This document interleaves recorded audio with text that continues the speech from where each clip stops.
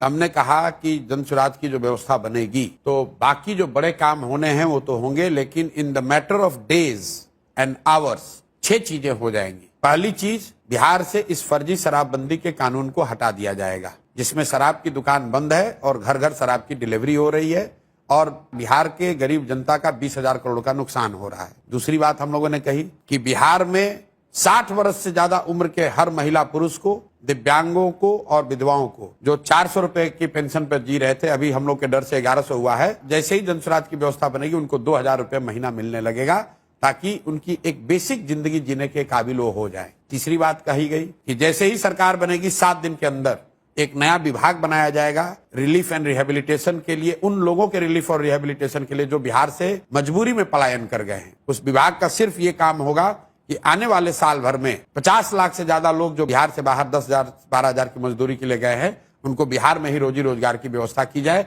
उनको बाहर न जाना पड़े। चौथा काम ये किया जाएगा, जिस गांव में भी सरकारी विद्यालय की हालत खराब है वहां गरीब लोगों को ये सुविधा दे दी जाएगी कि जब तक सरकारी विद्यालय आपका नहीं सुधरता है, आप अपने बच्चे को अपने इलाके के प्राइवेट स्कूल में भेजिए, उसका फीस सरकार भरेगी। पांचवा चीज ये किया जाएगा कि जो लोग भी खेती कर रहे हैं, जो लोग भी खाने वाली खेती से कमाने वाली खेती में मूव करेंगे, मतलब जो धान गेहूं ज्वार बाजरे की खेती को छोड़कर कैश क्रॉप की खेती में जाएंगे, उनको मनरेगा के तहत मजदूर मुफ्त कर दिए जाएंगे। और छठवीं और अंतिम बात, जितने भी लोग यहाँ पर रोजी रोजगार करना चाहते हैं, जो महिलाएं हैं, युवा हैं, उसको हम लोग भीख नहीं देना चाहते हैं। उसको ये कहते हैं कि आप कर्ज लीजिए,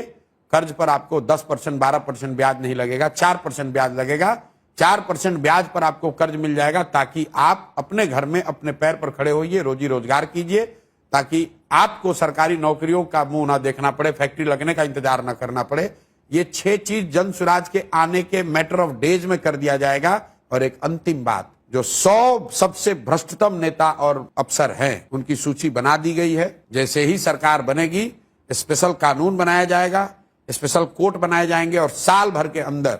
न सिर्फ इन पर कार्रवाई होगी, इनके और इनके परिवार के पास जो बिहार से लूटा हुआ पैसा है उसको जब्त किया जाएगा, बिहार के खजाने में जमा किया जाएगा। और इस काम को करने के लिए कुछ दिन से ज्यादा नहीं चाहिए। इसलिए मैंने कहा है, जन स्वराज की जब घोषणा पत्र आएगा उसमें लिखा होगा मैक्सिमम 100 दिन के अंदर ये 7 काम